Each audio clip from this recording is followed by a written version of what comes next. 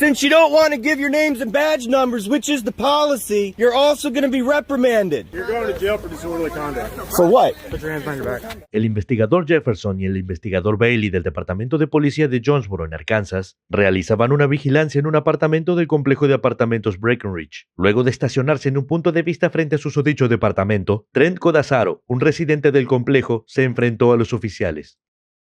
Hi. I don't know, you tell me. What's going on? Then can you move along, please? No, can you please move along? This is private property. I live here. Yeah, as a matter of fact, I'm a tenant that gives me landlord capabilities.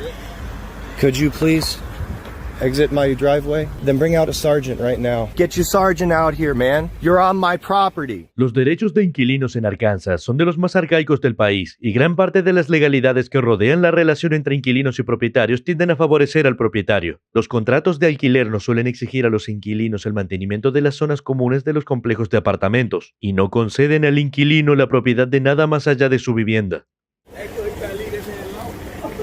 Nah, man, they on my driveway. I live here. I don't need no police around here.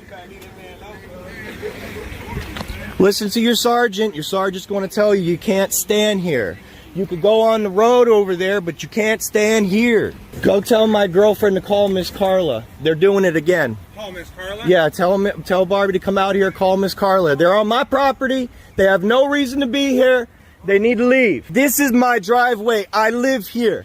People live here. You don't have a right to be here. You need to go onto the road, sir. Pero es importante señalar que el señor Codazaro probablemente no tiene la autoridad para desalojar a los agentes de policía u otros miembros del público del estacionamiento del complejo. Solo el dueño de la propiedad puede desalojar a los individuos de las instalaciones. After you get off the phone with Carla, call the non-emergency police department and explain to them that they need to send a sergeant out here so that these people can understand that you could be on public property, but you can't be on private property.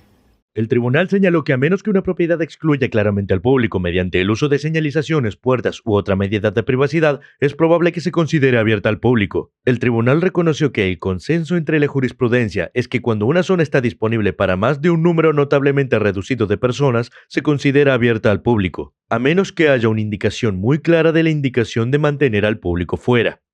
El Tribunal de Idaho concluyó que, aunque debe examinarse caso por caso, las zonas de estacionamiento de los complejos de apartamentos se consideran generalmente abiertas al público, lo que concedería a los agentes de Jonesboro la posibilidad de entrar al complejo sin el permiso expreso del dueño de la propiedad.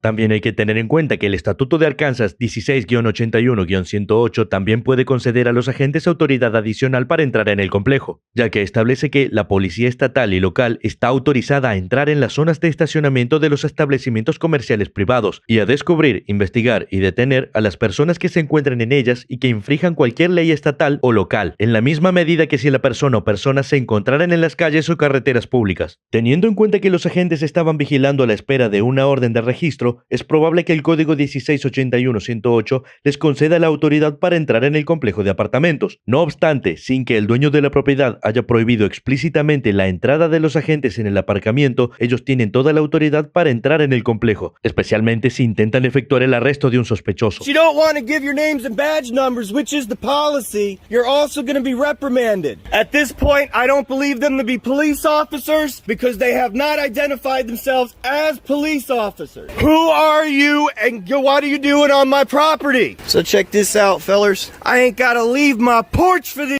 do I? At least go on the proper place where it's the public area. That's all we're asking.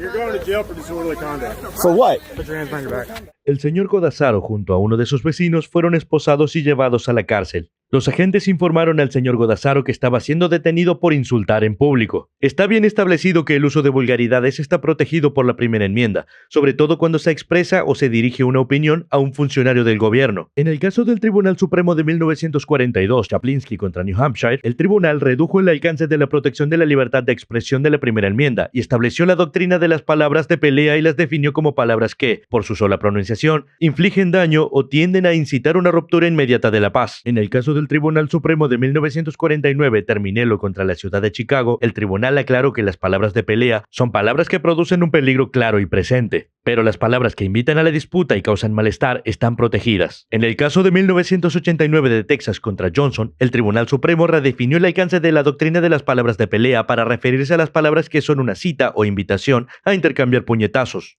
En el caso, el tribunal sostuvo que la quema de una bandera de Estados Unidos, que se consideraba un discurso simbólico, no constituía palabras de pelea. En 1992, el Tribunal Supremo consideró que, cito, la primera enmienda impide al gobierno castigar el discurso y la conducta expresiva porque desaprueba las ideas expresadas. En el caso RAB contra St. Paul, incluso si las palabras se consideran palabras de pelea, la primera enmienda seguirá protegiendo el discurso si la restricción del discurso se basa en la discriminación del punto de vista. La subsección 3 de la Ley de Conducta Desordenada de Arkansas, Código 5-71-207, establece que una persona comete el delito de conducta desordenada si con el propósito de causar molestias públicas, incomodidad o alarma, o creando imprudentemente un riesgo de molestias públicas o incomodidad o alarma, él o ella en un lugar público utiliza un lenguaje abusivo u obsceno o hace un gesto obsceno de manera que pueda provocar una respuesta violenta o desordenada. Este código se estructura en torno a la doctrina de las palabras de pelea, y maldecir en público no cumple con las normas establecidas por el Tribunal Supremo para justificar una detención. Los agentes de Jonesboro tergiversan la autoridad del Código 5-71-207 y su detención del señor Godazaro es probablemente inválida. No obstante, el señor Godazaro y su vecino fueron detenidos y acusados oficialmente de alteración del orden público, y el señor Godazaro fue acusado además de resistencia a la autoridad. Tras la detención, el señor Godazaro fue puesto en libertad después de aproximadamente 6 horas, y afirma haber sufrido una pancreatitis como consecuencia de que los agentes lo tiraran al suelo. El caso del señor Godazaro todavía está en curso, pero me dijo que presentó quejas formales contra todos los agentes implicados y recuperó las grabaciones de las cámaras corporales y los informes de su detención. También dijo que quiere presentar una demanda civil contra los agentes, pero que no tiene los medios económicos para hacerlo. En general, los oficiales de Jonesboro obtienen una F por no haber empleado ninguna medida de desescalada, por mostrar una incomprensión fundamental de los derechos de la primera enmienda y por detener al señor Godazaro y a su vecino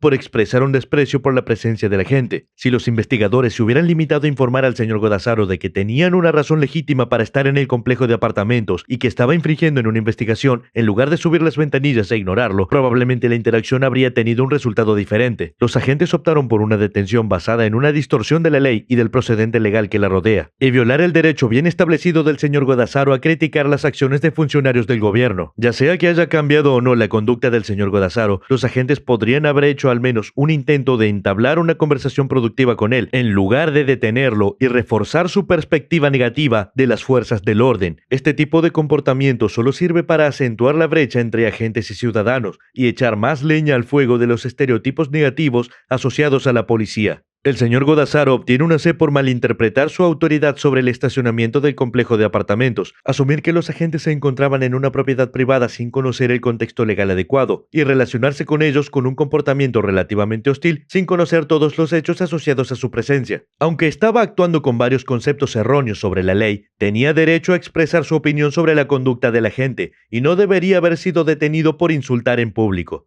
Aunque respeto su intento de responsabilizar a la policía, esta interacción es un excelente ejemplo de la importancia de comprender los aspectos legales asociados a la conducta de los agentes antes de intentar enfrentarse a ellos. El hecho es que los agentes tenían el derecho legal de entrar en el aparcamiento del complejo y se encontraban en pleno proceso de vigilancia, pero eso no justifica su decisión de detener al señor Godazaro. Así como los agentes tienen el deber de hacer cumplir la ley con la mayor precisión posible, los ciudadanos también deben informarse antes de intentar responsabilizar a los funcionarios de la misma.